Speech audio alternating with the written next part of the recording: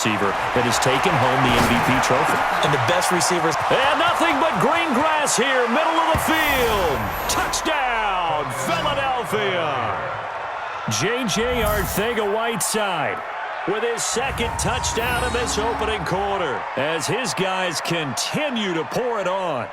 That's a heck of a start to this one for him here in the first quarter. 2 receiving touchdowns, just getting the game underway essentially. I mean, there's a long way to go. If I'm on defense, I've got to figure out how to slow this guy down because when one guy shreds your team, that's demoralizing. Make him spread it around at least. But right now, he's showing no signs of slowing down. And, boy, talk about adding insult to injury. He's into the end zone to tack on 2 more. Only had a couple of yards to gain there on the 2-point conversion, and they were able to do it. And how many teams shy away from running the football in the 2-point conversion? They treat 2 yards as if it were 20. If you're a good team running the ball, go to your strength. Go ahead and push it into the end zone. Yeah, they did. It worked.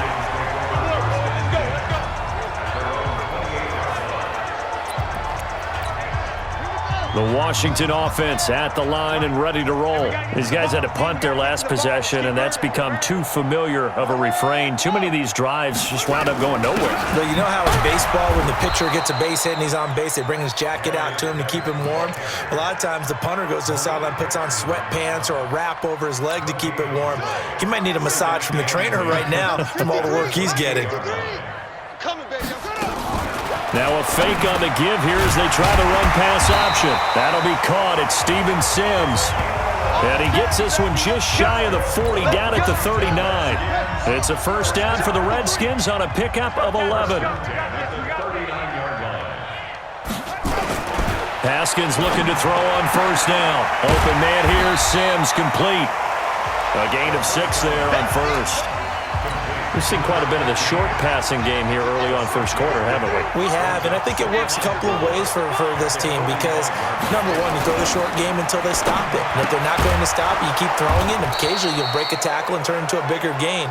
Also, if they start to creep up, start to pressure receivers, now you go over the top, take it deep, and now you get some of those big shots downfield. And, partner, I think that was a great example that not all tight ends are created equal because everything was right. Got the completion, but he's not one of the more dynamic guys in the league. So even though he caught it, couldn't turn it into much more. Now a third down throw, but it misses the target, incomplete. Even without a ton of pressure in his face, it just shows how difficult it is to pick apart his own defense. Those guys are sitting back, and they're not playing receivers as much as they're playing the eyes of the quarterback and when he delivers the ball.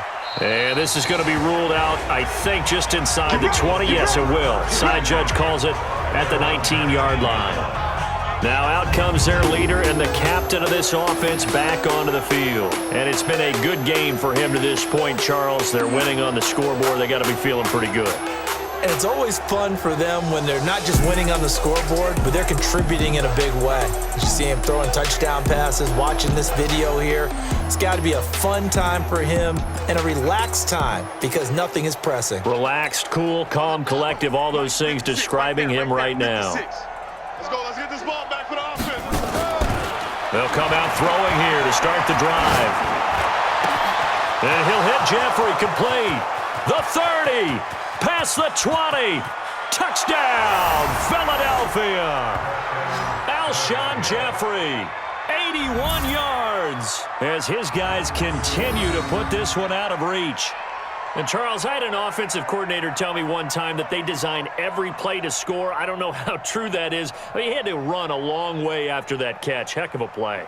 I think that when he was telling you that, he was designing run after catch in every play.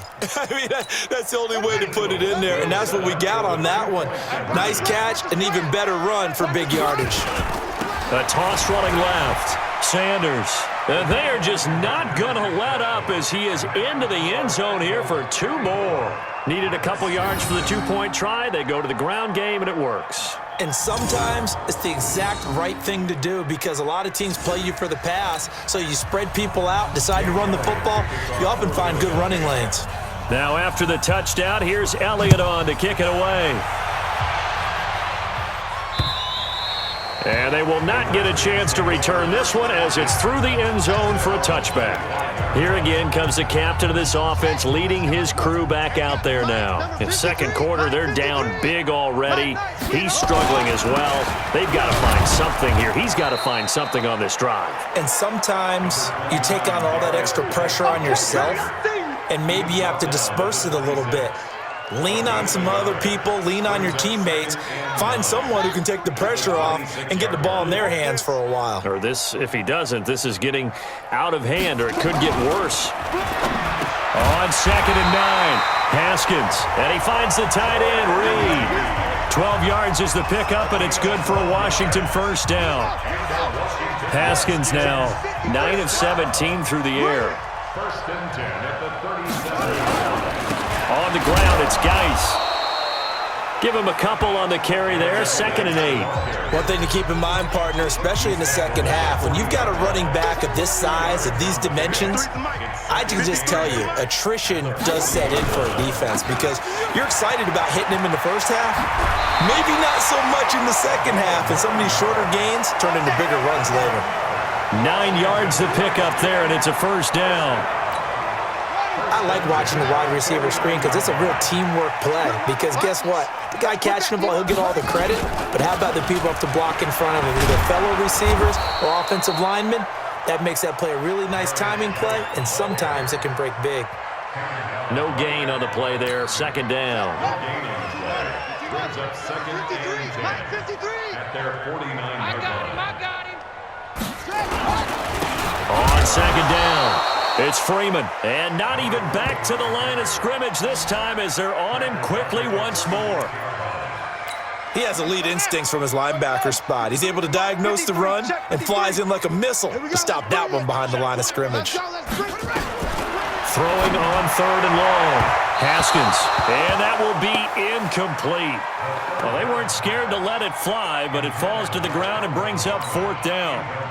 Sometimes it's just not your day. Here's another failure right there on 3rd down. And he gets it away, a directional kick going toward the sideline. No returning this one. It sails out of bounds, and they'll spot it right at the 20. Alshon Jeffrey working his way back out there now to help lead this offense. He might be on his way to a record-setting performance. So good here. We're only in the second quarter. And it's so interesting when we watch these types of days unfold for a receiver because they need a quarterback throwing it accurately, people to block for the quarterback, so many other variables. But, boy, he's getting it done, and in a big way. Right now, he wants to rock on every snap. Yeah, he's counting his yards in the hundreds, not the tens. It's a 2nd down run with Sanders.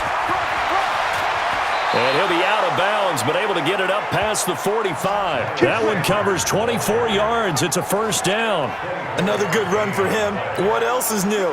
That'll put him right at 150 yards for the game, so he's really made his presence felt in this one. On 1st and 10, it's Sanders. Give him 9 on the carry that time, and they're set up with a 2nd and 1. The previous run, good for 9. Here's 2nd and a yard. On 2nd down, Clement.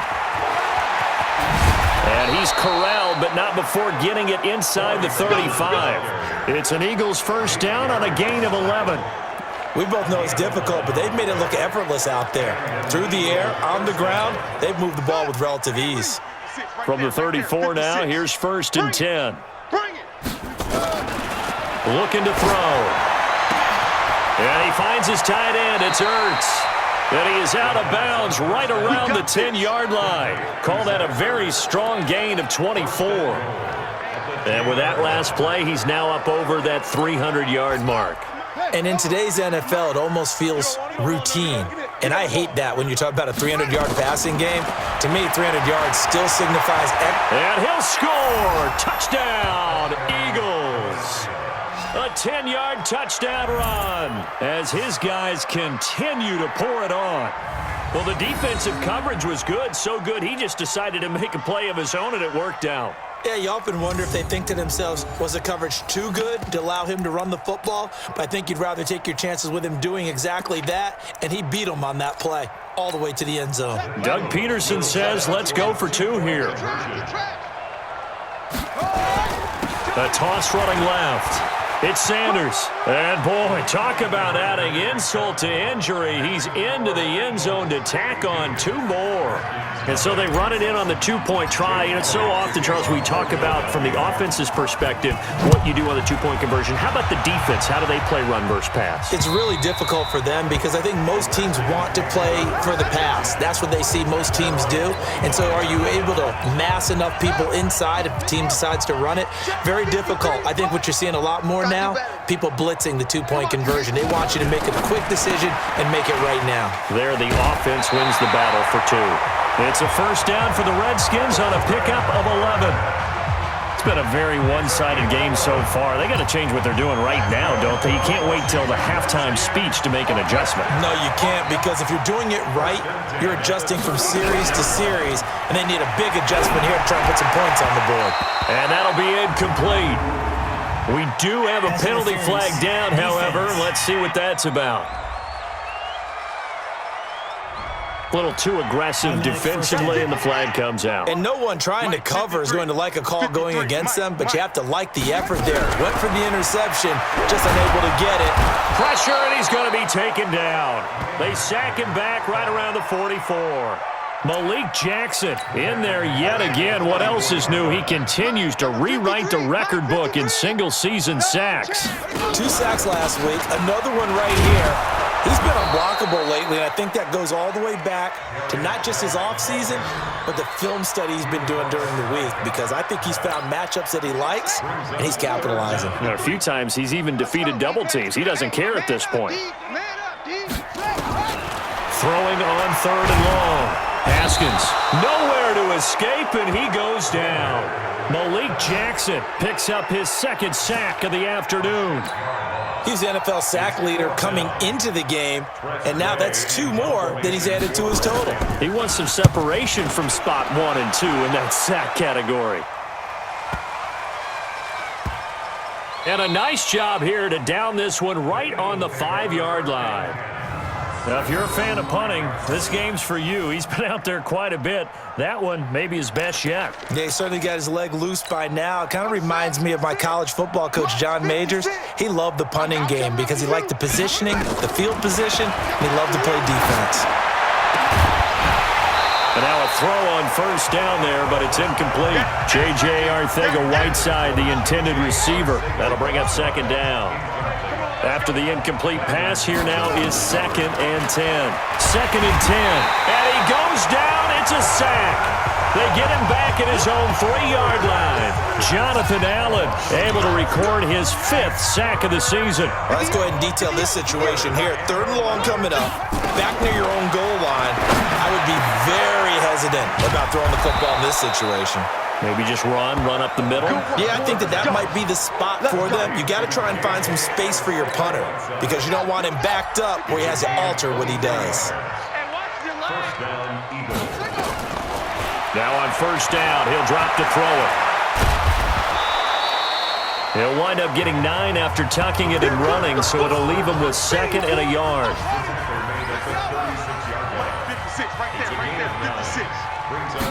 2nd and 1. Rush coming, and he's taken down. The amount of sacks that they've absorbed in this game is absolutely extraordinary. Let's just face it.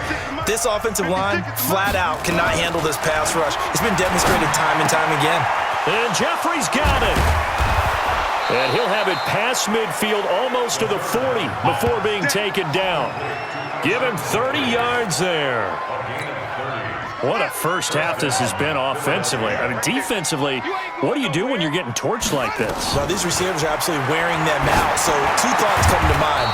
1, get some oxygen to fill up your lungs a little bit. And number 2, talk to your guys up front. You need a pass rush to help slow them down. A big pickup there for the Eagles' 1st down, 18 yards.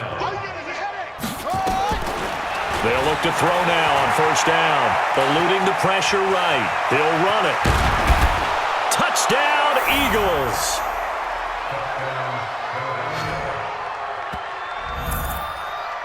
This is becoming quite the half he's had here. Remember in our pregame meetings, they talked about wanting to run the football and staying with it. Well, when you're scoring this many touchdowns, there's no reason to go away from it, is there? They are off to a fantastic start. They hope it continues. 3 already for him.